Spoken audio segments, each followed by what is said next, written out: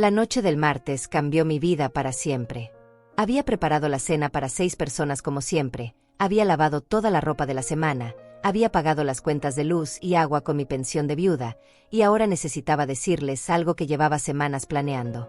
Mi hijo Martín estaba revisando su teléfono en el sofá mientras Carmen se pintaba las uñas con un esmalte que costaba más de lo que yo gasto en comida por semana. Mis nietos Juárez y Claudia terminaban sus tareas escolares, con útiles que yo había comprado el mes pasado. Respiré profundo y apagué el televisor. El silencio se instaló en la sala y todos voltearon a verme con esa expresión de fastidio que aparece cuando interrumpo sus rutinas. Llevaba 9 años manteniendo esta casa, 9 años entregando cada centavo de mi pensión para que ellos vivieran cómodamente mientras yo usaba la misma ropa gastada y caminaba cuadras extra para ahorrar el pasaje del autobús. Me acomodé en mi lugar habitual y junté las manos sobre mi regazo. Las tenía temblorosas, no por la edad, sino por lo que estaba a punto de decir. Durante meses había guardado este secreto, esta oportunidad que había llegado a mi vida como un regalo del cielo, pero sabía que para mi familia sería como una traición imperdonable. Miré a Martín primero, luego a Carmen, después a mis nietos. Ellos seguían con sus actividades, apenas prestándome atención, como si fuera parte del mobiliario de esta casa que yo pagaba pero que ellos consideraban suya por derecho natural. Carmen siguió con sus uñas, Martín con su teléfono, y los niños con sus cuadernos llenos de problemas matemáticos que resolvían con calculadoras que también yo había comprado. La decisión ya estaba tomada. Había llegado el momento de romper el equilibrio de esta familia que funcionaba perfectamente mientras yo fuera la que daba y ellos los que recibían. Carraspé un poco para llamar su atención y finalmente Martín levantó la vista de su pantalla con expresión molesta, como si mi presencia fuera una interrupción en su entretenimiento. Carmen dejó el frasco de esmalte sobre la mesa de centro, esa mesa que había comprado hace 3 años cuando ella se quejó de que la anterior era demasiado vieja y no combinaba con el sofá nuevo que también había salido de mi bolsillo. Los niños siguieron escribiendo, pero pude notar que sus oídos estaban atentos a lo que iba a decir su abuela. Me paré lentamente, sintiendo como mis rodillas protestaban después de un día completo de quehaceres domésticos, de cocinar, limpiar y organizar la vida de todos menos la mía propia. Caminé hasta quedar frente a ellos, con la televisión apagada a mis espaldas y toda la sala iluminada por la lámpara del techo que parpadeaba porque necesitaba cambio de foco desde hace semanas. La frase que había ensayado 1000 veces en mi mente finalmente salió de mis labios, clara y firme, sin titubeos ni disculpas. Les dije que había tomado una decisión importante sobre mi futuro, una decisión que cambiaría nuestras vidas para siempre. Les expliqué que mi amiga Hortensia me había propuesto mudarme con ella a otra ciudad, donde podríamos vivir juntas y compartir gastos, donde yo podría tener una vida más tranquila y digna. La reacción fue inmediata. Carmen soltó el pincel del esmalte y se incorporó en el sofá como si hubiera recibido una descarga eléctrica. Sus ojos se abrieron enormes y su boca formó esa expresión de incredulidad que después se transformaría en furia.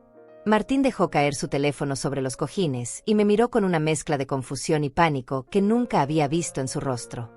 Los nietos dejaron de escribir y levantaron la cabeza, sintiendo la tensión que comenzaba a llenarlo todo como una nube negra. Juárez, el mayor, entendió inmediatamente las implicaciones de mis palabras, mientras que Claudia simplemente observaba con curiosidad infantil, sin comprender aún que su mundo estaba a punto de colapsar. Carmen fue la primera en reaccionar, poniéndose de pie de un salto y caminando hacia mí con pasos decididos. Su cara había cambiado completamente. Ya no era la nuera que sonreía cuando necesitaba algo, sino una mujer desesperada enfrentando la pérdida de su fuente de ingresos. Me señaló con el dedo índice, ese mismo dedo que acababa de pintar con esmalte carísimo, y su voz salió como un rugido desesperado. ¿Quién va a pagar nuestros gastos?, gritó, acercándose tanto a mí que pude oler su perfume caro, ese que yo había comprado para su cumpleaños el mes pasado. Su rostro estaba rojo de la indignación y sus manos temblaban de rabia. No puedes irte así como así. Esta familia te necesita. Los niños te necesitan. Martín se levantó del sofá con movimientos bruscos, tropezando ligeramente con la mesa de centro en su prisa por acercarse. Su expresión había cambiado de confusión a una ira que jamás pensé ver dirigida hacia mí, su propia madre. Me agarró del brazo con más fuerza de la necesaria, sus dedos se hundían en mi piel arrugada mientras me miraba directamente a los ojos. «Tú no vas a ningún lado», gruñó con una voz que no reconocía, grave y amenazante. «Esta es tu casa, esta es tu familia, Y aquí te vas a quedar. No vas a abandonarnos después de todo lo que hemos construido juntos. Su agarre se intensificó y pude sentir cómo sus uñas se clavaban en mi brazo. Carmen se sumó a los gritos. Su voz había subido una octava y resonaba por toda la casa. Los vecinos seguramente podían escucharla desde la calle. Si intentas escaparte de aquí, juro que te voy a encontrar. Y cuando lo haga, te voy a arrancar cada cabello de la cabeza. Eres una egoísta. Una anciana malagradecida que no piensa en nadie más que en sí misma. Los niños se habían puesto de pie junto a la mesa, asustados por la violencia de la escena que se desarrollaba ante sus ojos. Claudia comenzó a llorar en silencio, mientras Juárez intentaba consolarla con torpeza adolescente. El ambiente se había vuelto pesado, cargado de una agresividad que transformó mi hogar en un campo de batalla. Martín me sacudió ligeramente, como si intentara despertar en mí algo que ya estaba decidido. Mamá, tienes que entrar en razón. No puedes dejarnos así. ¿Qué vamos a hacer sin ti? ¿Cómo vamos a pagar la renta, la comida, la escuela de los niños? Su voz se quebró un poco al final, mezclando la ira con una desesperación genuina. Carmen siguió gritando, paseándose por la sala como una fiera enjaulada. 9 años. 9 años hemos vivido aquí como una familia. Y ahora resulta que te quieres largar por un capricho. Por una amiga que seguramente te está llenando la cabeza de ideas estúpidas. Su rostro estaba completamente distorsionado por la rabia. Pero yo permanecí en silencio, absorbiendo cada grito, cada amenaza, cada muestra de la verdadera naturaleza de las personas que habían vivido de mi generosidad durante casi una década. Sus reacciones no me sorprendían, las había anticipado, pero verlas en toda su crudeza me confirmó que mi decisión era la correcta.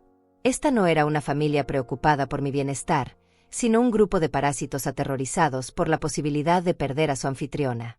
Mi nombre es Florencia Pacheco y tengo 72 años. Hace 9 años, cuando mi esposo Ricardo murió de un infarto repentino, mi mundo se derrumbó por completo. Habíamos estado casados durante 45 años, construyendo una vida juntos que incluía esta casa modesta pero acogedora, donde criamos a nuestro único hijo Martín.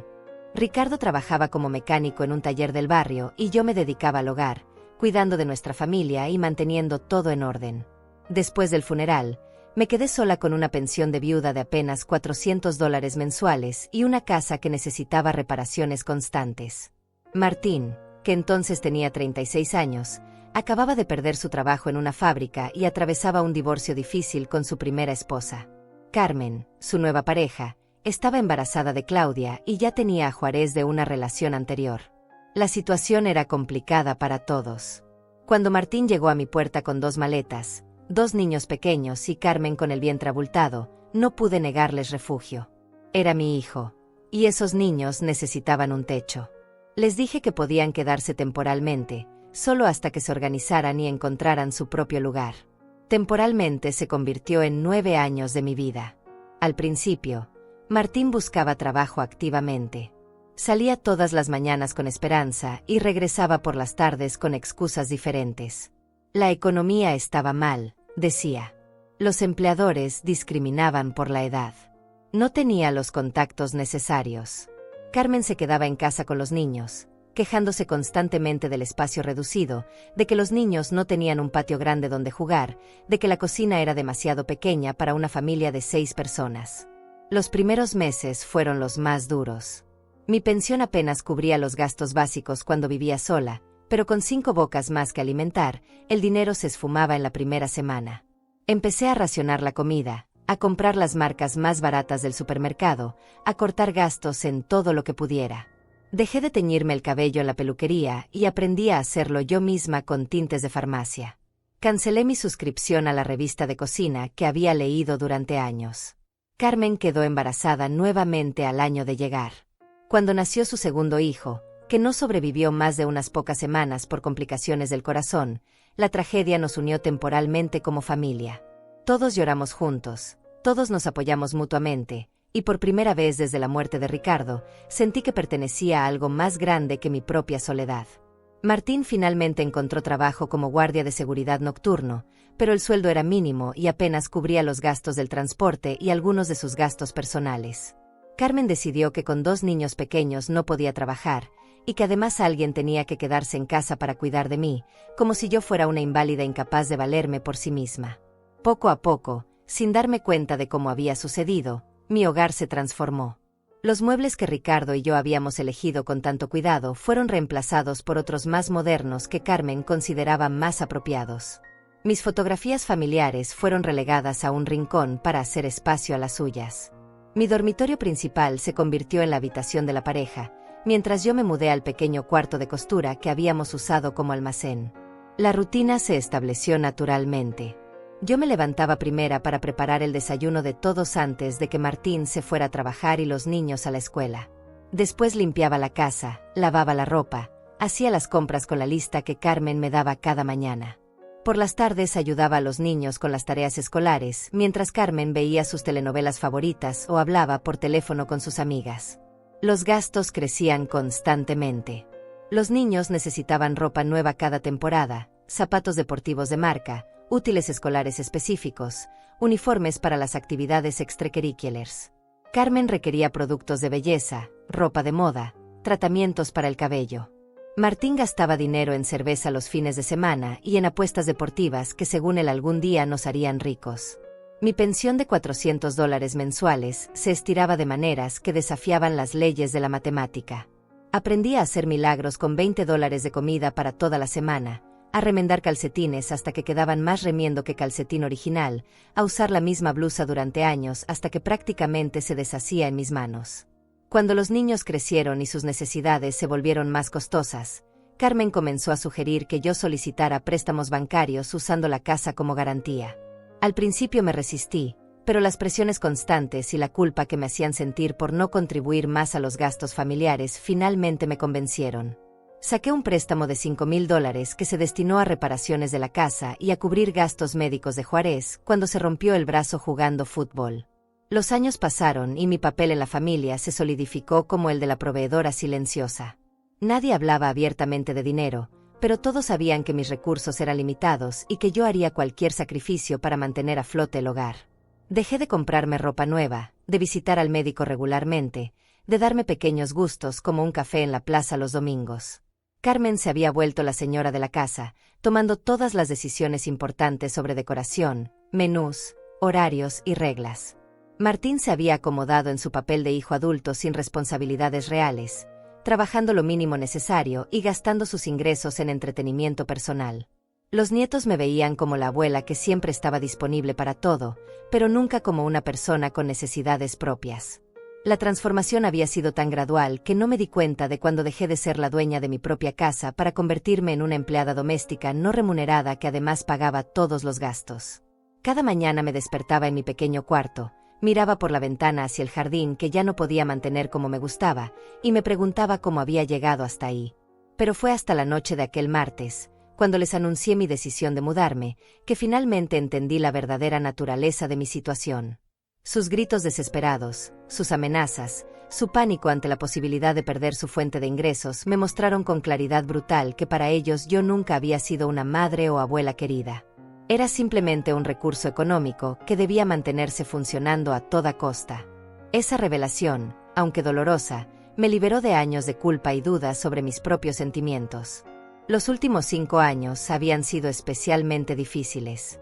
Mis $400 de pensión ya no alcanzaban para nada, pero cada mes seguía entregándoselos completos a Carmen para que manejara los gastos de la casa. Ella había asumido ese control hace tiempo, argumentando que yo era demasiado mayor para entender las necesidades modernas de una familia joven. Lo que no sabía era que yo llevaba un registro mental de cada centavo y sabía exactamente en qué se gastaba mi dinero. Martín había conseguido un mejor trabajo como supervisor de seguridad, ganando casi $800 mensuales, pero de alguna manera ese dinero nunca llegaba a los gastos familiares. Él tenía sus propios gastos, decía. Necesitaba mantener una imagen profesional, comprar ropa adecuada, pagar el mantenimiento de su automóvil usado, salir ocasionalmente con compañeros de trabajo para mantener buenas relaciones laborales. Todo eso requería dinero que aparentemente no podía destinar a la casa. Carmen había comenzado a trabajar medio tiempo en una tienda de cosméticos, ganando unos $300 al mes, pero ese dinero era exclusivamente suyo. Lo destinaba a tratamientos de belleza, ropa nueva, salidas con amigas y regalos para sí misma que según ella se merecía después de años de sacrificio cuidando a los niños y manteniéndome a mí. La ironía de sus palabras me dolía profundamente. Mientras tanto, yo había desarrollado un sistema de supervivencia que rayaba en lo heroico. Me levantaba a las 5 de la mañana para aprovechar las ofertas de pan del día anterior en la panadería del barrio. Caminaba 12 cuadras adicionales hasta el mercado popular donde las verduras costaban la mitad que en el supermercado cercano. Había aprendido a cocinar 30 comidas diferentes con pollo, porque era la proteína más barata que podía comprar en grandes cantidades. Mi armario se había reducido a 5 blusas, 3 pantalones y 2 vestidos que lavaba y remendaba constantemente. Usaba los mismos zapatos negros desde hace 4 años, con las suelas tan gastadas que cuando llovía tenía que caminar con cuidado para no resbalar. Mi abrigo de invierno tenía más de 15 años y varios remiendos invisibles que yo misma había hecho durante las noches solitarias. Los domingos eran especialmente dolorosos. Carmen se vestía con ropa nueva para ir a la iglesia. Llevaba un bolso que costaba más de lo que yo gastaba en comida durante un mes completo. Martín usaba perfumes caros y relojes que yo nunca había visto en las tiendas baratas donde hacía mis compras ocasionales. Los nietos llevaban zapatos deportivos de marca y ropa de moda que sus compañeros de escuela envidiaban. Mientras ellos lucían prósperos y bien vestidos, yo caminaba detrás como la abuela pobre de la familia, con mi vestido remendado y mis zapatos desgastados.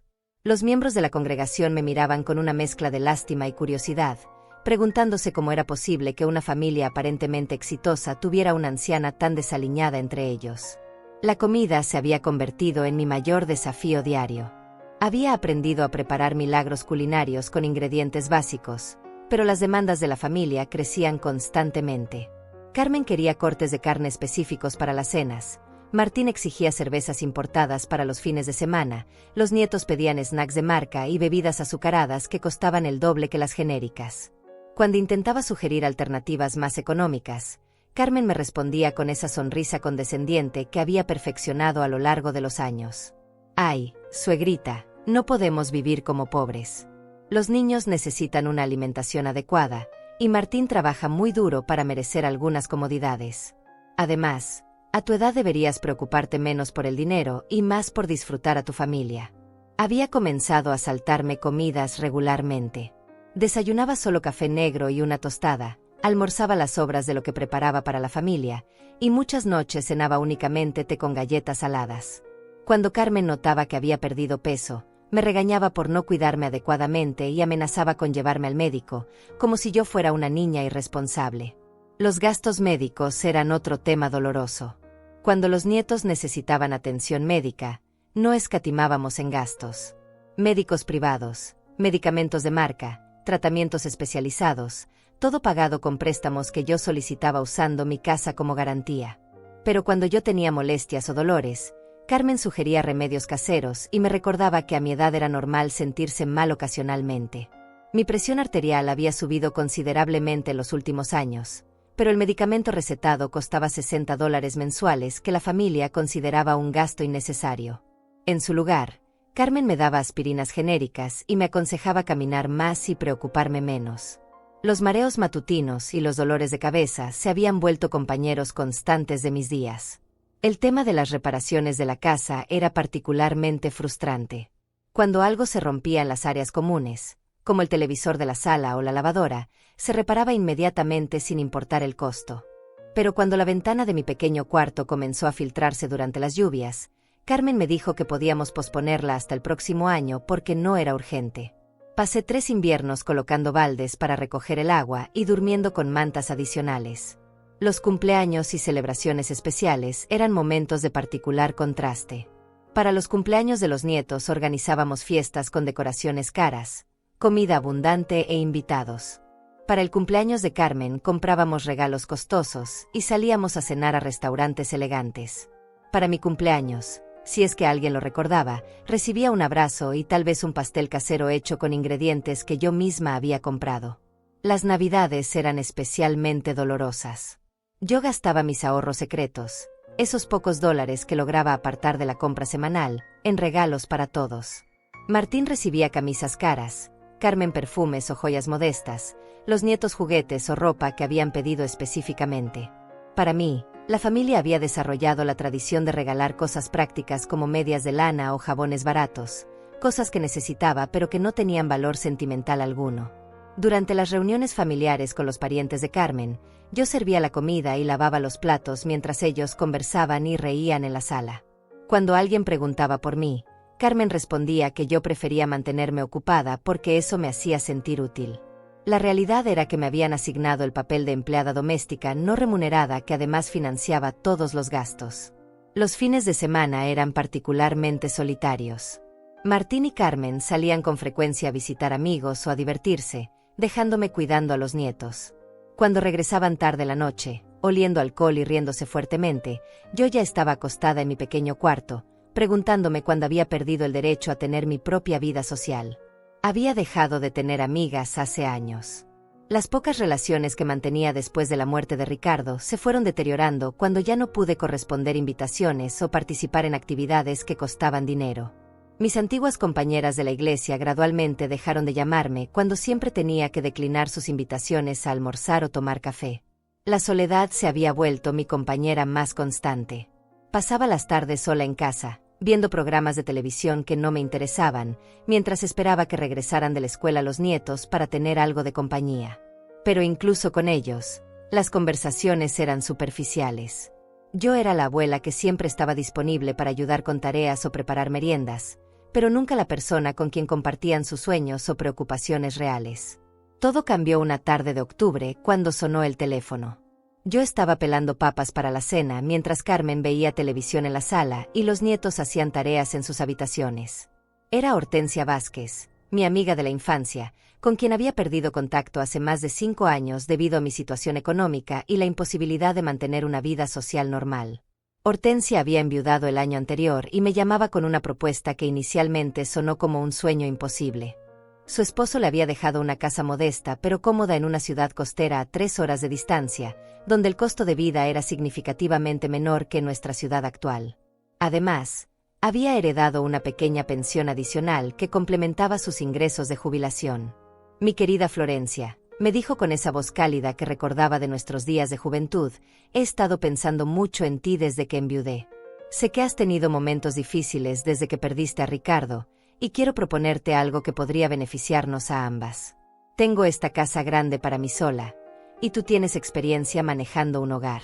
¿Qué te parecería si viviéramos juntas y compartiéramos todos los gastos? La propuesta era tentadora, pero parecía irreal. Hortensia me explicó que su casa tenía 3 dormitorios, un jardín pequeño pero bien cuidado, y estaba ubicada en un barrio tranquilo donde conocía a varios vecinos de su edad.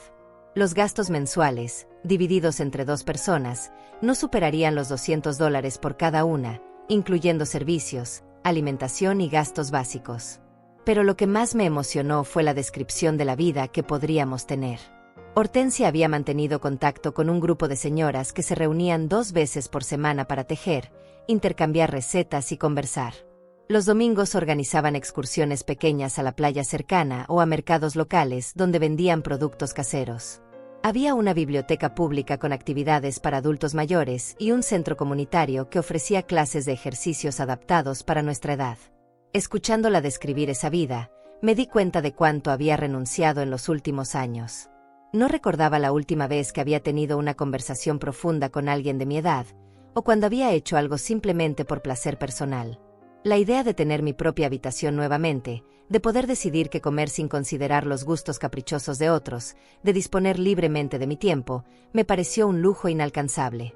Hortensia me dio tiempo para pensarlo, pero durante los días siguientes la idea comenzó a crecer en mi mente como una semilla de esperanza. Calculé mentalmente mis finanzas y me di cuenta de que con mis $400 de pensión, tendría $200 libres cada mes después de cubrir mi parte de los gastos compartidos. $200 que podrían destinarse a mi medicación para la presión arterial, ropa nueva, pequeños gustos personales, o simplemente ahorros para emergencias. Durante las siguientes semanas, observé a mi familia con ojos diferentes. Veía cómo Carmen gastaba $50 en un tinte para el cabello mientras yo llevaba meses posponiendo una visita al médico por el costo. Notaba cómo Martín compraba cerveza importada cada fin de semana, pero se quejaba cuando yo necesitaba dinero para medicamentos básicos. Observaba a los nietos desperdiciando comida cara mientras yo medía cada porción que me servía. Una tarde, mientras limpiaba la casa vacía porque todos habían salido sin invitarme, encontré un recibo de compra que Carmen había dejado sobre la mesa de la cocina. Había gastado $120 en cosméticos y productos de belleza en una sola visita a la tienda. Esa cantidad era más de lo que yo tenía para gastos personales en 3 meses completos. La revelación me golpeó como una bofetada fría. Mientras yo me privaba de necesidades básicas para mantener a flote los gastos familiares, ellos se daban lujos constantemente sin consideración alguna por mi bienestar. Había normalizado mi sacrificio hasta el punto de volverlo invisible, como si fuera mi obligación natural proveer mientras ellos recibían. Llamé a Hortensia esa misma noche desde el teléfono de la cocina, cuando todos dormían. Le dije que había tomado mi decisión, pero que necesitaba tiempo para planear mi salida cuidadosamente. Sabía que la reacción de mi familia sería explosiva y quería estar preparada para todas las posibles consecuencias. Hortensia me tranquilizó explicándome que ella había pasado por una situación similar con sus propios hijos después de enviudar. La diferencia era que ella había tomado la decisión de poner límites antes de que la situación se volviera insostenible. Me contó cómo había tenido que ser firme con sus hijos adultos cuando intentaron mudarse a su casa después de la muerte de su esposo, y cómo esa firmeza inicial les había enseñado a valorar su independencia. También me habló de las mujeres que conocía en su nueva ciudad, muchas de las cuales habían pasado por experiencias similares.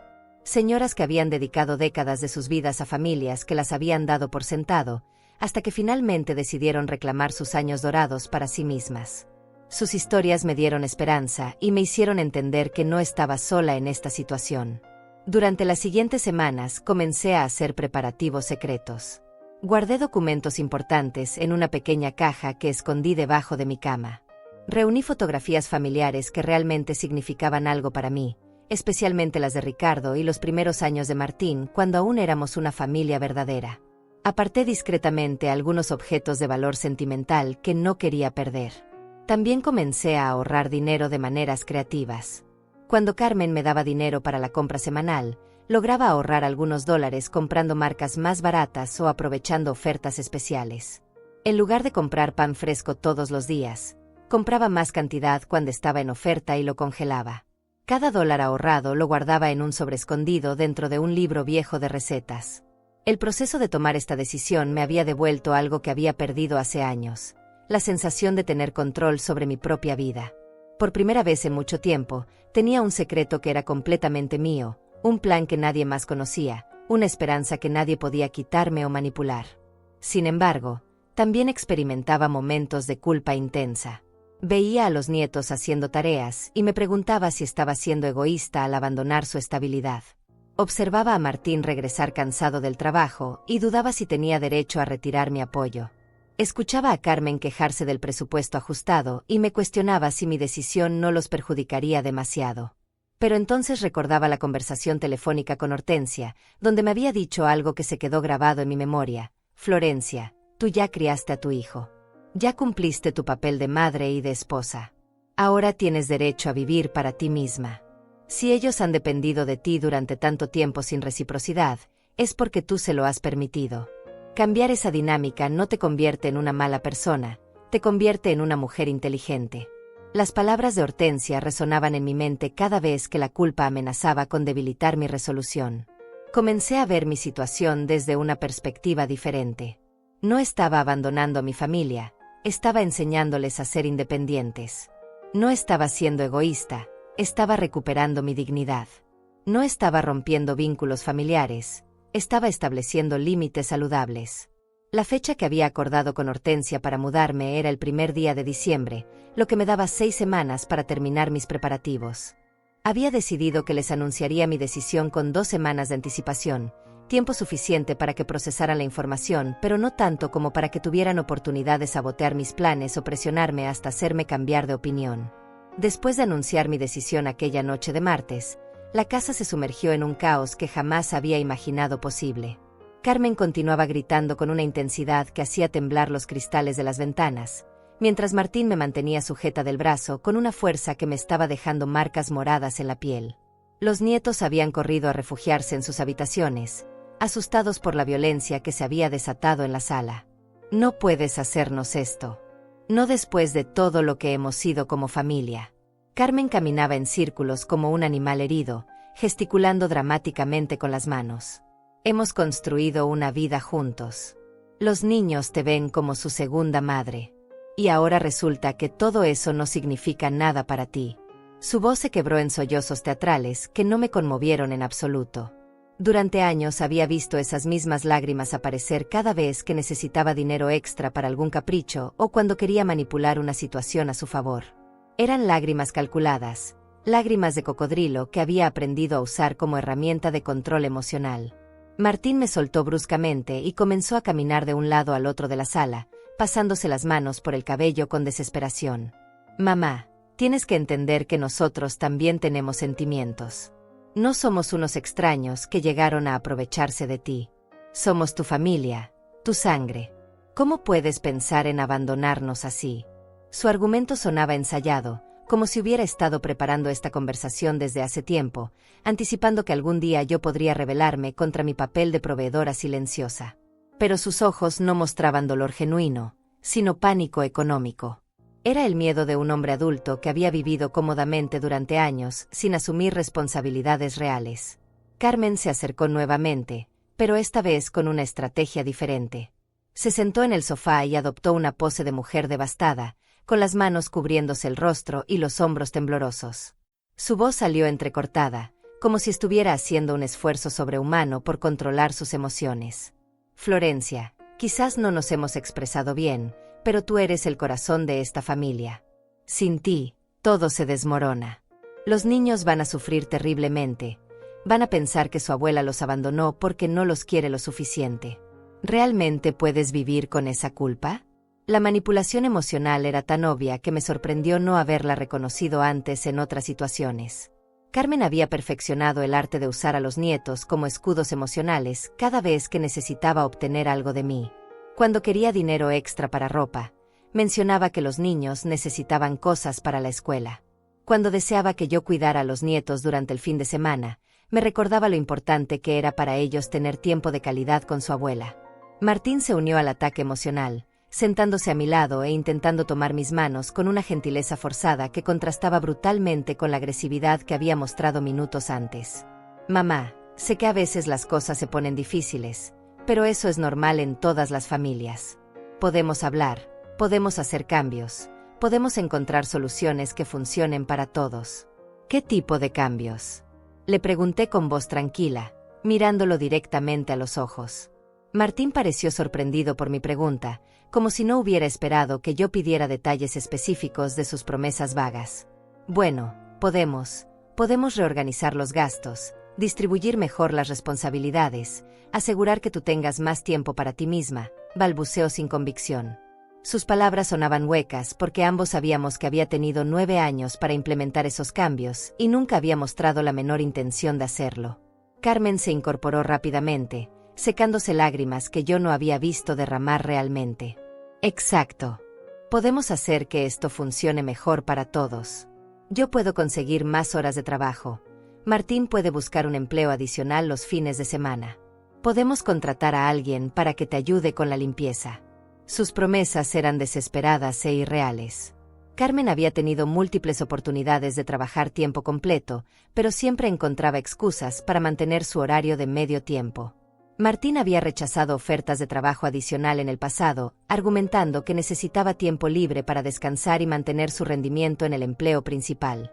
Los nietos aparecieron tímidamente en la entrada de la sala, atraídos por los gritos pero temerosos de acercarse demasiado. Juárez, con sus 16 años, había desarrollado la capacidad de leer las tensiones familiares, mientras que Claudia, de 14, simplemente parecía confundida y asustada por el caos emocional que había presenciado. Carmen inmediatamente los utilizó como refuerzo para su argumento emocional. Miren a sus rostros. Están aterrorizados pensando que su abuela va a abandonarlos. Juárez, dile a tu abuela lo importante que es para ti. Claudia, explícale que no puede irse. Los pobres nietos se quedaron inmóviles, atrapados entre la lealtad hacia sus padres y la incomodidad de ser usados como herramientas de manipulación. Pude ver en sus ojos que entendían más de la situación de lo que los adultos creían. Habían crecido viendo cómo yo me sacrificaba constantemente mientras sus padres vivían cómodamente, y aunque nunca lo habían verbalizado, sabían que la dinámica familiar no era justa. Martín se levantó abruptamente y comenzó una nueva línea de ataque, esta vez más agresiva y directa. Mamá, si realmente nos dejas, vas a destruir esta familia. Los niños van a crecer pensando que las promesas familiares no significan nada, que cuando las cosas se ponen difíciles, simplemente puedes huir y abandonar tus responsabilidades. Sus palabras me golpearon porque tocaban mis miedos más profundos sobre el impacto de mi decisión en los nietos. Pero también me ayudaron a clarificar mis pensamientos.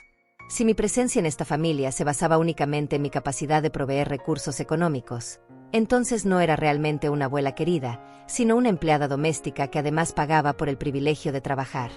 Carmen cambió nuevamente de estrategia, adoptando un tono de víctima incomprendida. Florencia, tal vez no te hemos demostrado suficiente aprecio, pero eso no significa que no te valoremos. Es solo que la vida diaria es tan demandante que a veces olvidamos expresar nuestros sentimientos. Pero eso puede cambiar, podemos ser más conscientes, más agradecidas. La palabra agradecidas me pareció particularmente reveladora. Carmen había usado el tiempo condicional, como si el agradecimiento fuera algo que podría aparecer en el futuro bajo ciertas condiciones, no algo que debería haber estado presente durante los 9 años anteriores. ¿Agradecidas por qué exactamente?, pregunté, manteniendo mi voz serena a pesar de la tormenta emocional que se desarrollaba a mi alrededor. Carmen pareció confundida por la pregunta, como si la respuesta fuera obvia. Por todo lo que haces por nosotros, por ser el pilar de esta familia, por mantenernos unidos, respondió con palabras que sonaban como un guión aprendido de memoria. Pero yo no quiero ser el pilar de nadie más, les dije finalmente, expresando en voz alta un pensamiento que había estado creciendo en mi mente durante meses. Quiero ser simplemente Florencia, una mujer de 72 años que tiene derecho a vivir sus últimos años con dignidad y tranquilidad. El silencio que siguió a mis palabras fue más pesado que todos los gritos anteriores. Por primera vez en la noche, tanto Martín como Carmen parecían estar procesando realmente lo que yo estaba diciendo, no solo reaccionando al pánico de perder su fuente de ingresos. Martín rompió el silencio con una voz más baja pero cargada de amenaza. Mamá, esta casa tiene recuerdos de papá, tiene historia familiar. No puedes simplemente huir de todo eso. Y además, prácticamente hemos invertido años de nuestras vidas aquí. No es justo que ahora nos eches como si fuéramos extraños. Sus palabras revelaron algo que yo había comenzado a sospechar. Para ellos, mi casa se había convertido en su casa, mis recursos en sus recursos, mi vida en un anexo conveniente de sus propias vidas. La idea de que yo pudiera tomar decisiones independientes sobre mi futuro les parecía no solo inconveniente, sino moralmente incorrecta. Carmen se levantó del sofá con movimientos dramáticos y caminó hacia la ventana, adoptando una pose de mujer profundamente herida por la traición. Si realmente te vas, Florencia, quiero que sepas que vas a destruir mucho más que esta familia. Vas a destruir la confianza de esos niños en el amor incondicional. Vas a enseñarles que las personas mayores pueden ser egoístas y crueles cuando deberían ser sabias y generosas. Esa noche no pude dormir. Me quedé despierta en mi pequeño cuarto, escuchando los murmullos que venían del dormitorio principal donde Martín y Carmen seguían discutiendo mi decisión en voz baja. Ocasionalmente captaba fragmentos de su conversación, estrategias para hacerme cambiar de opinión, planes para convencer a otros familiares de que me presionaran, e incluso discusiones sobre cómo podrían mantener sus gastos actuales sin mi aporte económico. Había sufrido golpes emocionales antes en mi vida, pero esa noche experimenté algo diferente. No era solo dolor o decepción, sino una claridad fría y determinante que me recorrió como agua helada. Durante 9 años había vivido en una negación cómoda, convenciéndome de que mis sacrificios eran por amor familiar y que eventualmente serían reconocidos y valorados. La reacción de esa noche había destruido esa ilusión completamente. Me levanté silenciosamente y caminé hasta la ventana de mi cuarto, mirando hacia la calle vacía iluminada por faroles que parpadeaban. La casa estaba en silencio ahora, pero podía sentir la tensión flotando en el aire como una niebla tóxica. Sabía que mañana traería nuevos intentos de manipulación, más lágrimas dramáticas, más promesas vacías de cambio. Pero algo fundamental había cambiado en mí durante esas horas de gritos y amenazas. La mujer que había entrado a esa sala para anunciar su decisión de mudarse había sido reemplazada por alguien más fuerte, más determinada, más consciente de su propio valor. Ya no era Florencia la proveedora silenciosa, sino Florencia la mujer que había decidido recuperar su vida. Durante las siguientes semanas, la casa se convirtió en un campo de batalla psicológico. Carmen había desarrollado una estrategia de múltiples frentes que incluía lágrimas a demanda, chantaje emocional sutil y manipulación de los nietos para que me hicieran sentir culpable. Algunas mañanas despertaba con pequeños regalos en mi mesa de noche, una flor del jardín, una taza de café preparada como a mí me gustaba, o una nota manuscrita expresando amor y gratitud. Martín había adoptado un enfoque diferente, alternando entre el hijo devoto y el hombre adulto frustrado. Algunos días llegaba del trabajo con pequeños obsequios para mí, chocolates baratos, revistas usadas, o productos de farmacia que según él había comprado pensando en mi bienestar. Otros días me ignoraba completamente, creando un ambiente helado que se suponía me haría sentir excluida y arrepentida de mi decisión. Los nietos habían sido instruidos claramente sobre su papel en esta campaña de presión. Claudia comenzó a abrazarme más frecuentemente, diciéndome lo mucho que me quería y lo triste que estaría si yo me fuera. Juárez, más sutil en su aproximación, comenzó a pedirme ayuda con proyectos escolares complicados, como si quisiera demostrarme lo mucho que me necesitaba académicamente. Pero yo había comenzado mi propia campaña silenciosa de preparación. Durante las tardes, cuando la casa estaba vacía, organizaba mis documentos personales, separando lo que era verdaderamente mío de lo que pertenecía a la familia. Encontré mi testamento original, mis pólizas de seguro, los títulos de propiedad de la casa, y todos los documentos que probaban mi independencia legal y financiera. También comencé a revisar los préstamos que había solicitado usando la casa como garantía durante los últimos años. El monto total me impactó: $8,000 en préstamos que habían financiado reparaciones de la casa, gastos médicos de los nietos, y varias emergencias familiares que en retrospectiva parecían más caprichos que necesidades reales. Una tarde, mientras revisaba estados de cuenta bancarios antiguos, descubrí algo que me heló la sangre. Martín había estado retirando dinero de la cuenta de ahorros que yo mantenía para emergencias, usando una tarjeta que yo le había dado años atrás para casos de verdadera urgencia. Durante los últimos 2 años, había retirado pequeñas cantidades regularmente, nunca lo suficiente como para que yo lo notara en mis revisiones mensuales superficiales. El total de esos retiros no autorizados ascendía a $1,200. Dinero que yo había ahorrado centavo a centavo, privándome de medicamentos, ropa y pequeños gustos personales. Dinero que él había usado para gastos que yo desconocía completamente, probablemente entretenimiento personal, apuestas, o regalos para Carmen que yo había admirado sin saber que habían sido comprados con mis propios ahorros secretos. Esa revelación fue el punto de quiebre definitivo. Ya no se trataba solo de una familia que daba por sentado mi generosidad, sino de personas que habían cruzado la línea hacia el robo directo.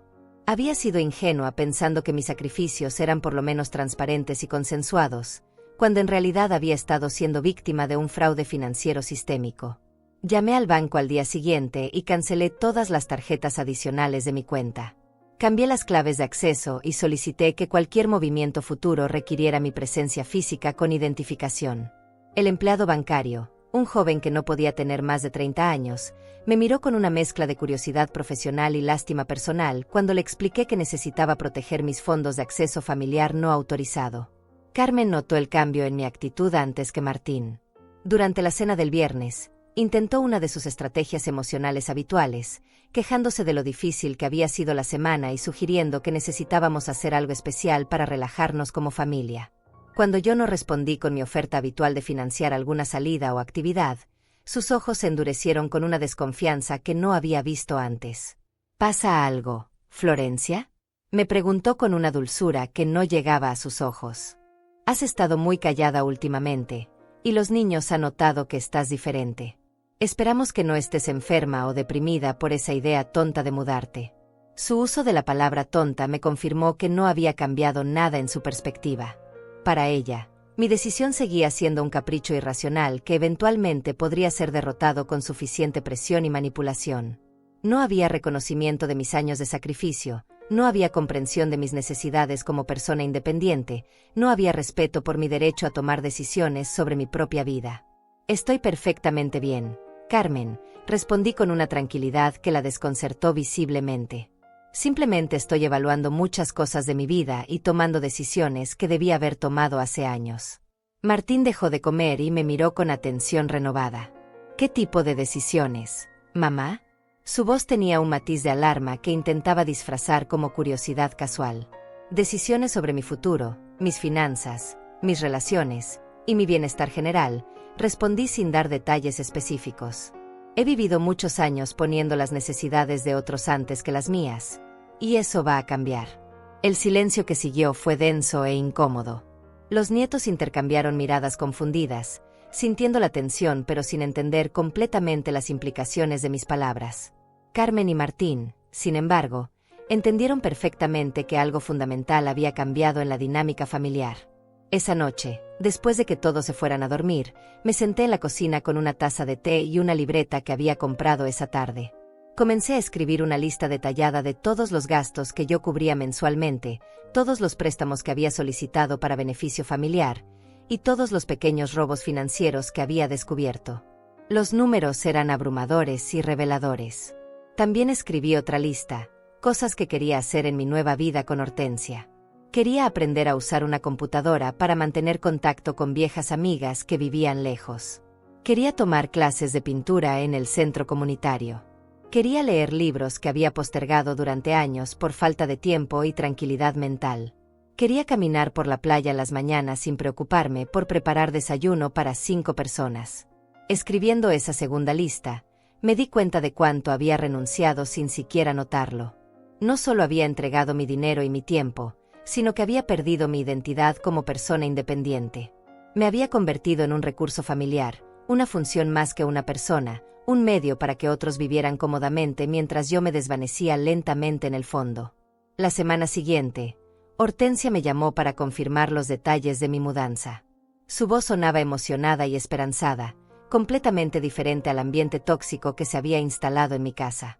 Me contó sobre las mejoras que había hecho en la habitación que sería mía, sobre los vecinos que estaban ansiosos por conocerme, sobre las actividades que habíamos planeado para mis primeras semanas en la nueva ciudad. Escuchando su entusiasmo, me di cuenta de cuánto tiempo había pasado desde que alguien se emocionara genuinamente por mi bienestar. Hortensia no me veía como una fuente de recursos o una solucionadora de problemas, sino como una amiga querida que merecía felicidad y tranquilidad en sus años dorados. Cuando colgué el teléfono, encontré a Carmen parada en la entrada de la cocina, con una expresión que no había visto antes. Era una mezcla de curiosidad, sospecha y algo que podría haber sido miedo. Había estado escuchando mi conversación, y por primera vez parecía entender que mi decisión era real, definitiva e irreversible. La mañana del domingo decidí que había llegado el momento de actuar. Durante las últimas semanas había tolerado los intentos de manipulación, las promesas vacías de cambio y las lágrimas dramáticas de Carmen. Pero mi paciencia se había agotado completamente cuando encontré a Martín hurgando en mi pequeña caja de documentos personales mientras yo estaba en el mercado. Había regresado más temprano del esperado y lo encontré en mi cuarto, con mis papeles esparcidos sobre la cama, claramente buscando algo que pudiera usar para complicar mi mudanza. Cuando me vio en la puerta, su rostro se puso rojo de vergüenza, pero inmediatamente adoptó una actitud defensiva. Solo estaba buscando algunos documentos que podría necesitar para los trámites de la casa, mamá. No es nada personal, murmuró mientras intentaba recoger los papeles con movimientos torpes. Esos son mis documentos privados. Martín, no tienes derecho a revisarlos sin mi permiso, le dije con una firmeza que lo sorprendió. Su expresión cambió de vergüenza a irritación, como si yo fuera la que estaba siendo irrazonable. Mamá, esta es la casa familiar. Algunos de esos documentos nos afectan a todos, especialmente si estás planeando hacer algo drástico que pueda perjudicarnos, respondió con un tono que claramente intentaba justificar su invasión de privacidad. Esa fue la gota que derramó el vaso. En ese momento tomé la decisión de acelerar mis planes y ejecutar inmediatamente la estrategia que había estado desarrollando durante semanas. Ya no podía esperar hasta diciembre para mudarme. Necesitaba actuar antes de que ellos encontraran maneras de sabotear mi independencia. Esa misma tarde, mientras Martín trabajaba y Carmen había salido con las amigas gastando dinero que no había ganado, me senté con los nietos en la sala. Era hora de que ellos supieran la verdad sobre la situación familiar, no la versión filtrada que sus padres les habían estado contando. Juárez, Claudia, necesito hablar con ustedes sobre algo muy importante, comencé con voz suave pero seria. Durante años he estado manteniendo esta casa y esta familia con mi pensión de viuda. Su papá y su mamá han vivido cómodamente gracias a mi dinero, mientras yo me he privado de cosas básicas para asegurarme de que ustedes tuvieran todo lo que necesitaban. Los dos me miraron con expresiones confundidas. Juárez, siendo el mayor, comenzó a entender las implicaciones de mis palabras, mientras que Claudia simplemente parecía sorprendida por la información. Pero abuela, nosotros pensábamos que papá mantenía la casa con su trabajo, dijo Claudia con inocencia genuina. Nunca nos dijeron que tú pagabas nuestros gastos. Lo sé, mi niña. Sus padres no querían que ustedes se sintieran mal por la situación. Pero ahora que voy a mudarme, es importante que entiendan por qué tomo esta decisión, expliqué pacientemente. Juárez había estado haciendo cálculos mentales y su expresión mostraba que comenzaba a comprender la magnitud de la situación económica real. Abuela, ¿eso significa que cuando te vayas, no vamos a poder seguir viviendo aquí? Es muy probable, Juárez. Esta casa está a mi nombre, y los gastos mensuales son más altos de lo que sus padres pueden cubrir solos. Pero eso no es mi responsabilidad resolver. Su papá es un hombre adulto de 45 años, y es hora de que asuma completamente el cuidado de su propia familia. Claudia comenzó a llorar, pero no con las lágrimas manipuladoras que había aprendido de su madre, sino con una tristeza genuina de niña que acababa de descubrir que su mundo no era tan estable como había creído. ¿Significa que ya no nos quieres?, preguntó con voz quebrada. Las quiero mucho, a ambos. Pero quererlos no significa que deba sacrificar mi propia vida y bienestar por ustedes. He pasado 72 años en este mundo, y tengo derecho a vivir mis últimos años con dignidad y tranquilidad, respondí con una firmeza gentil. Esa noche, después de que Carmen regresara de su salida, escuché una discusión violenta en el dormitorio principal. Martín le había contado sobre la conversación que había tenido conmigo y sobre el hecho de que yo había hablado directamente con los nietos. Carmen estaba furiosa porque había perdido el control sobre la narrativa familiar. Al día siguiente, lunes por la mañana, ejecuté la primera fase de mi plan. Mientras todos dormían, salí temprano hacia el centro de la ciudad y visité a un abogado especializado en derecho familiar y patrimonial. Había encontrado su información en las páginas amarillas y había llamado la semana anterior para solicitar una cita urgente. El licenciado Hernández, un hombre de unos 50 años con experiencia en casos similares al mío, revisó todos mis documentos con atención profesional. Le expliqué detalladamente mi situación familiar, los préstamos que había solicitado, los gastos que había estado cubriendo, y mi decisión de mudarme a otra ciudad. Señora Pacheco, usted tiene todos los derechos legales para tomar estas decisiones, me confirmó después de revisar los títulos de propiedad de la casa. Esta propiedad está completamente a su nombre, no hay conyugal de por medio, y usted puede disponer de ella como considere conveniente. Le pedí que preparara los documentos necesarios para poner la casa en venta inmediatamente. También solicité que me ayudara a cancelar todas las cuentas de servicios que estaban a mi nombre, para transferirlas a Martín o cancelarlas definitivamente. Quería asegurarme de que cuando me fuera, no quedaran vínculos financieros que pudieran ser usados para manipularme o presionarme. El abogado me explicó que el proceso de venta podría tomar entre 2 y 3 meses, pero que yo podía mudarme inmediatamente si así lo deseaba. También me ayudó a redactar una carta legal dirigida a mi familia, explicando formalmente mis decisiones y estableciendo los plazos para que encontraran alternativas habitacionales. Regresé a casa al mediodía, con todos los documentos legales en una carpeta nueva y una sensación de poder que no había experimentado en años. Por primera vez en mucho tiempo, yo tenía el control completo de la situación, y ellos iban a tener que adaptarse a mis decisiones en lugar de obligarme a ceder a las suyas. Carmen estaba en la cocina preparando almuerzo cuando llegué. Me miró con suspicacia, notando la carpeta que llevaba y mi expresión determinada. ¿Dónde estuviste toda la mañana, Florencia?, preguntó con un tono que intentaba sonar casual, pero que no ocultaba su preocupación. Resolviendo algunos asuntos legales relacionados con mi mudanza, respondí sin dar detalles adicionales. ¿Qué tipo de asuntos legales?, insistió, acercándose a mí con movimientos que interpretó como amenazantes. Asuntos que me conciernen únicamente a mí, Carmen. Ya no vas a estar enterada de cada detalle de mi vida personal, respondí con una frialdad que la desconcertó visiblemente.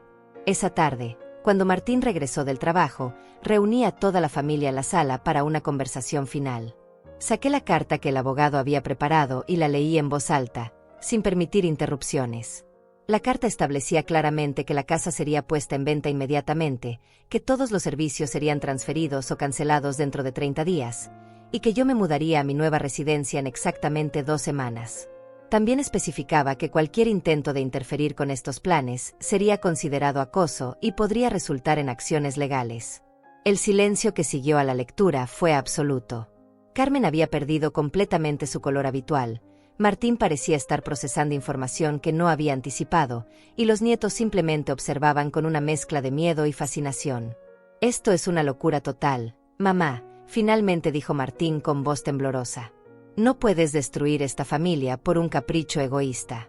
No puedes echarnos a la calle como si fuéramos delincuentes». «No los estoy echando, Martín. Les estoy dando 30 días para que encuentren sus propias soluciones habitacionales. Son adultos independientes, y es hora de que actúen como tales», respondí manteniendo mi tono profesional y distante.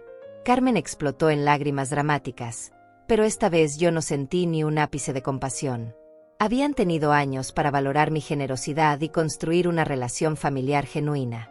En lugar de eso, habían elegido explotarme sistemáticamente mientras fingían afecto. «Esto es crueldad pura.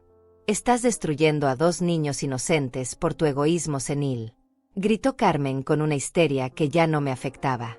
«Los niños van a aprender una lección valiosa sobre la importancia del trabajo, la responsabilidad y la gratitud», respondí calmadamente. «Lecciones que ustedes no han sido capaces de enseñarles durante todos estos años». Esa noche, por primera vez desde que había anunciado mi decisión, dormí profundamente y sin culpa.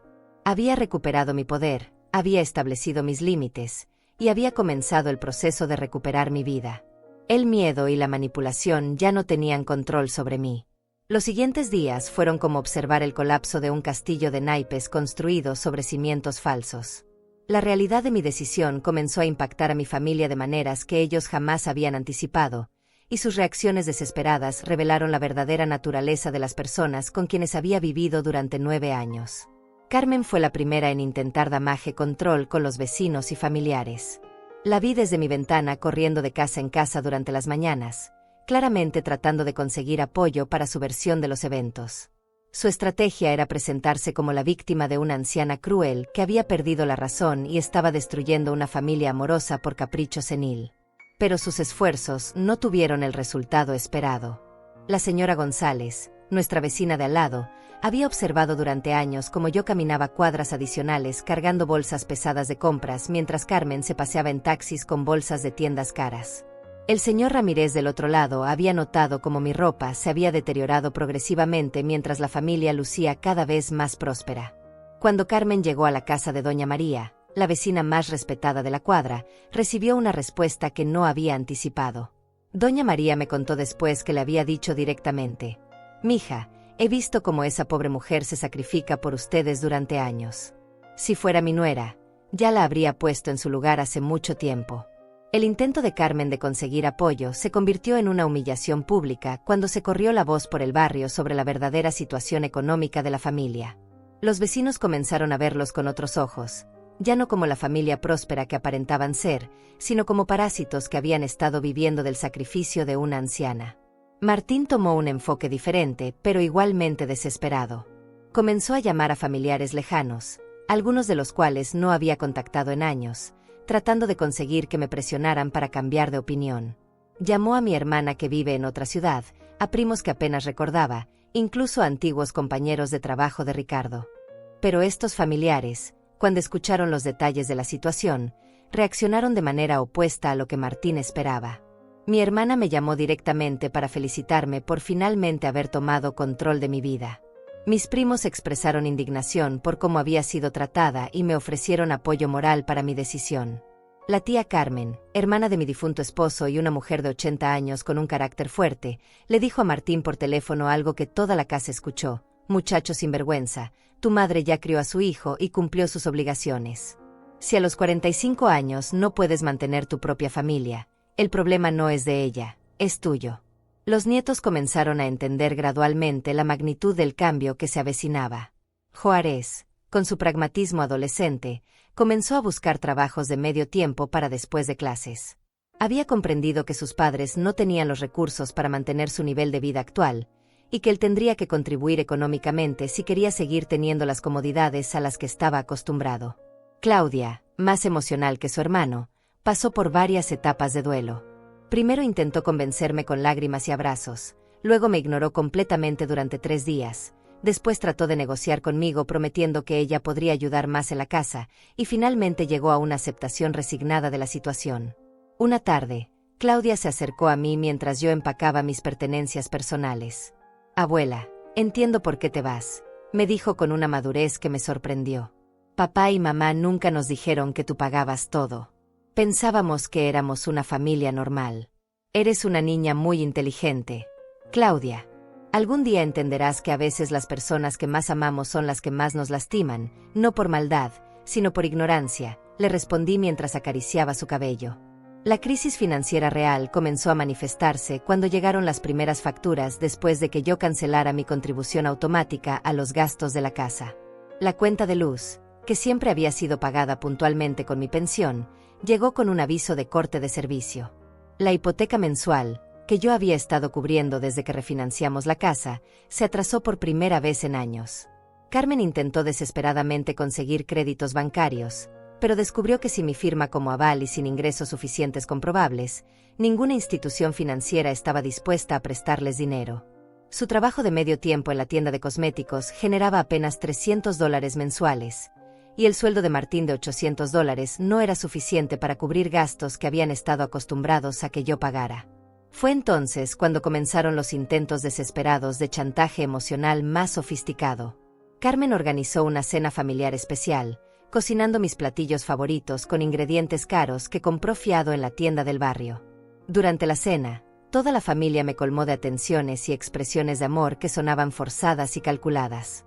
Después de la cena, Martín me presentó un plan detallado que había estado preparando durante días. Había creado un presupuesto familiar que supuestamente demostraba cómo podrían contribuir más a los gastos de la casa si yo decidía quedarme. Según sus cálculos, él podría conseguir horas extras en el trabajo, Carmen podría trabajar tiempo completo, e incluso los nietos podrían conseguir trabajos de fin de semana. «Mamá, mira estos números», me dijo mostrándome hojas llenas de cálculos optimistas. «Podemos hacer que esto funcione para todos. Tú podrías quedarte con $200 completos de tu pensión cada mes para tus gastos personales. Nosotros cubrimos todo lo demás. Es una propuesta justa para todos». Lo que no mencionaba en su plan era que esas promesas requerían cambios drásticos en sus hábitos de gasto y estilo de vida que nunca habían demostrado voluntad de hacer. Carmen tendría que renunciar a sus tratamientos de belleza, Martín a sus cervezas y apuestas, los nietos a sus marcas de ropa caras. Era un plan hermoso en papel pero imposible en la realidad, considerando la personalidad y historia de cada uno de ellos. Mire detenidamente los números de Martín, no porque tuviera intención de cambiar mi decisión, sino porque quería entender completamente la magnitud de la crisis económica que enfrentarían sin mi apoyo. Los números confirmaron lo que yo había sospechado. Habían estado viviendo muy por encima de sus posibilidades reales, financiando un estilo de vida insostenible con mi pensión de viuda. «Es una propuesta interesante, Martín, pero llegaste 9 años tarde con esta oferta», le respondí devolviendo los papeles. Durante todo ese tiempo tuve que mendigar cada dólar que necesitaba para mis gastos personales, mientras ustedes vivían como si mi dinero fuera suyo por derecho divino. La desesperación de Carmen alcanzó nuevos niveles cuando se dio cuenta de que mis decisiones eran irreversibles. Comenzó a tener ataques de pánico dramáticos, especialmente cuando llegaban facturas o avisos de cobranza. Una mañana la encontré llorando histéricamente en la cocina, rodeada de papeles de deudas que se habían acumulado en solo 2 semanas. «No podemos pagar nada. Van a cortarnos los servicios. Los niños van a tener que cambiar de escuela. Vamos a terminar en la calle como mendigos», gritaba entre sollozos que esta vez parecían genuinos en lugar de manipuladores.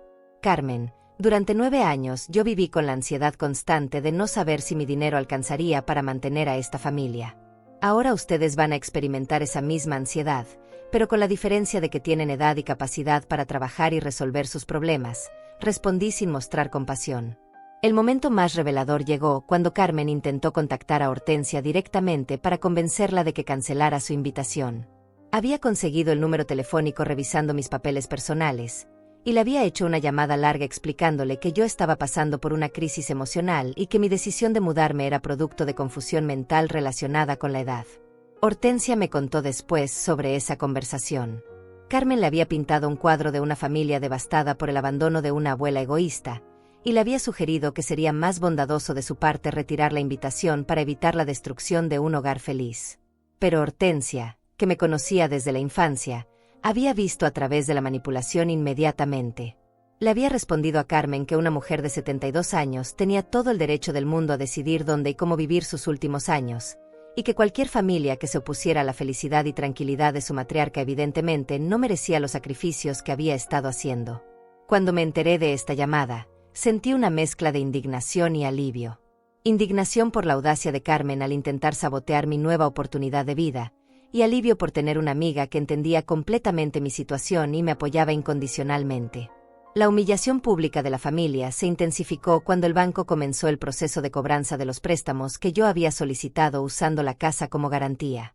Los funcionarios bancarios llegaron a hacer inspecciones de la propiedad, y todo el barrio se enteró de que la familia que había aparentado prosperidad durante años en realidad tenía serios problemas financieros. Los nietos comenzaron a experimentar las consecuencias sociales en sus escuelas.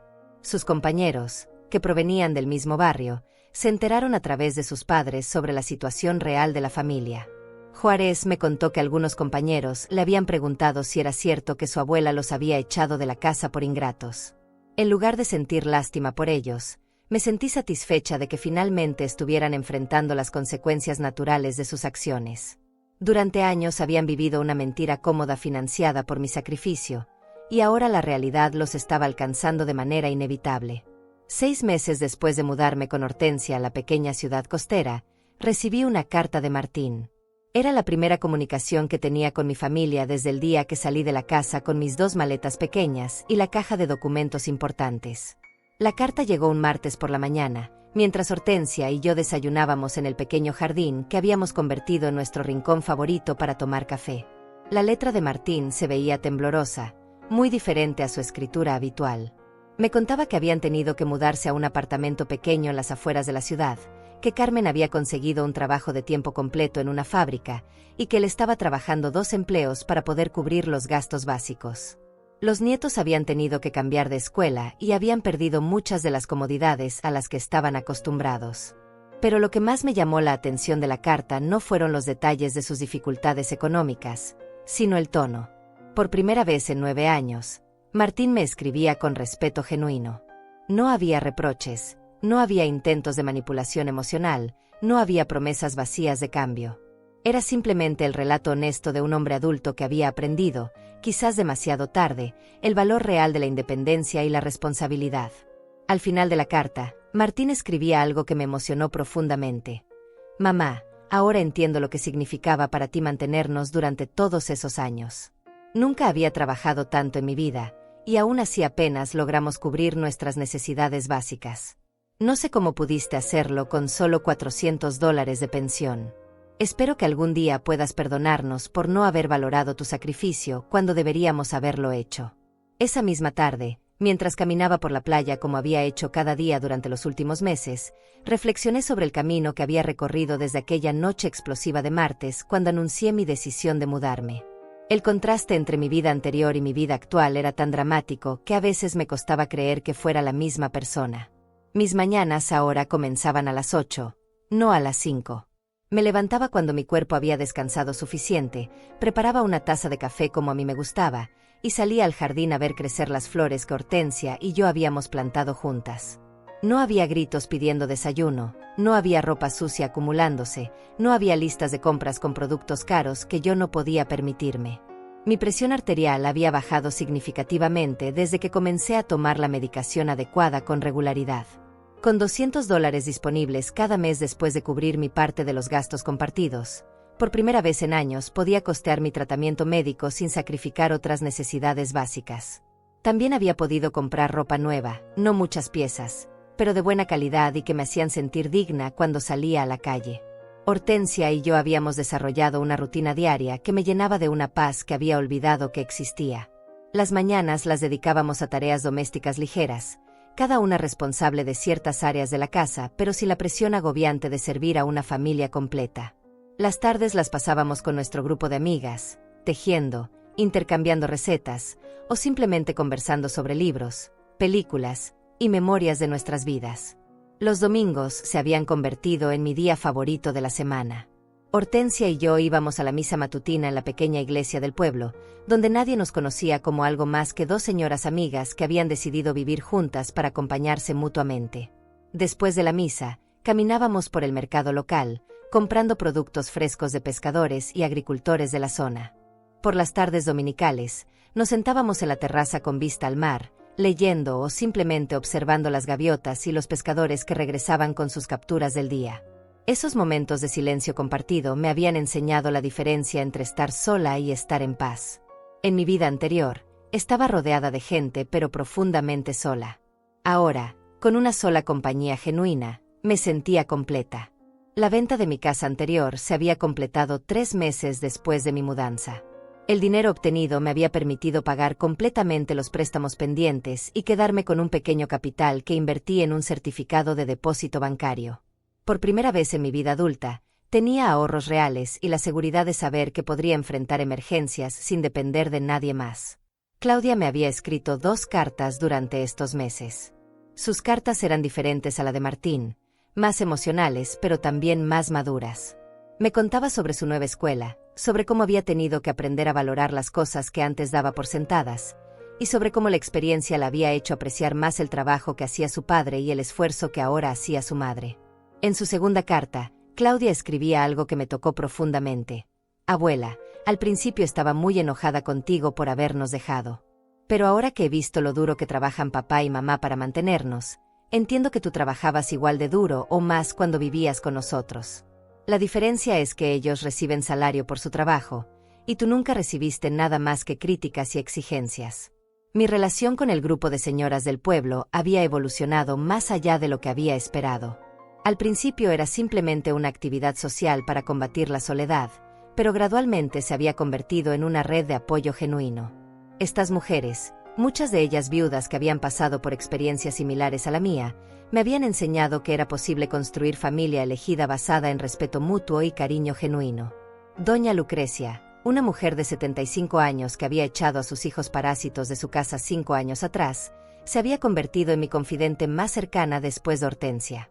Sus hijos ahora la visitaban regularmente, la trataban con respeto, y habían aprendido a valorar su tiempo y compañía porque ya no podían darla por sentada. Las historias de estas mujeres me habían confirmado que mi experiencia no era única. Muchas madres y abuelas habían pasado por situaciones similares, sacrificando sus propias vidas por familias que interpretaban la generosidad como obligación y el amor como debilidad. Pero también había aprendido que era posible recuperar la dignidad y la independencia, incluso en los años dorados de la vida. Una tarde, mientras organizaba mis pertenencias en mi nueva habitación, encontré la libreta donde había escrito aquellas listas durante mis últimas semanas en la casa anterior. La primera lista, con todos los gastos que había estado cubriendo y los sacrificios que había estado haciendo, ahora me parecía el inventario de una vida que había pertenecido a otra persona. Pero la segunda lista, con las cosas que quería hacer en mi nueva vida, se había convertido en mi realidad diaria.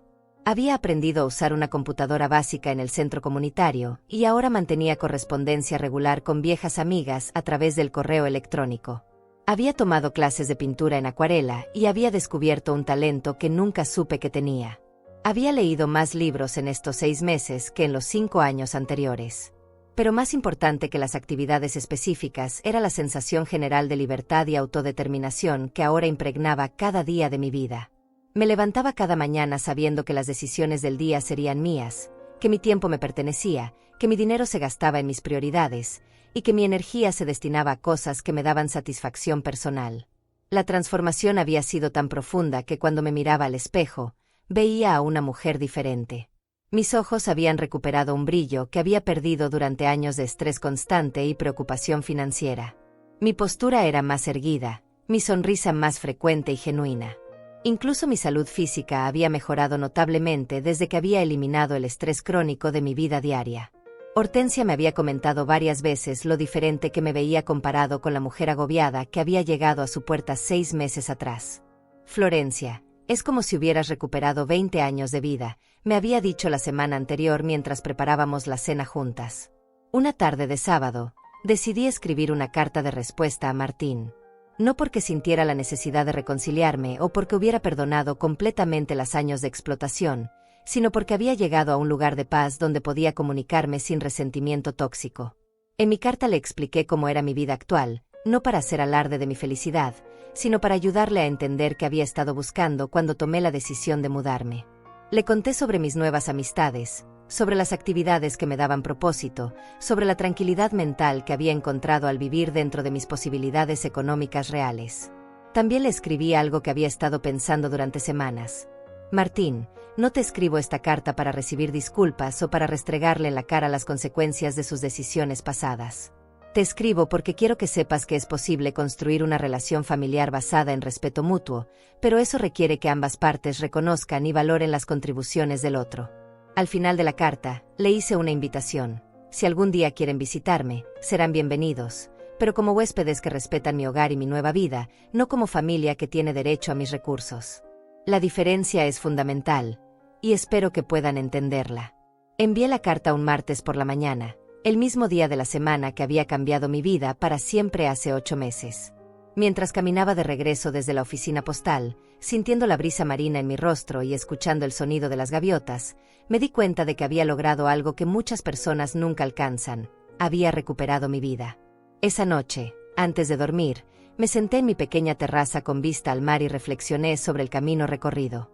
Había pasado de ser Florencia la proveedora silenciosa a ser simplemente Florencia, una mujer de 72 años que había aprendido que nunca es demasiado tarde para reclamar la propia dignidad y construir una vida que valga la pena vivir. El sonido del océano me arrullaba cada noche, recordándome que había tomado la decisión correcta. Por primera vez en años, me dormía sin preocupaciones financieras, sin listas mentales de tareas para el día siguiente, sin la ansiedad de satisfacer las demandas de otros. Me dormía en paz, sabiendo que había elegido mi propia felicidad sin pedir permiso a nadie. Hoy vivo solo para mí. No debo más nada a nadie.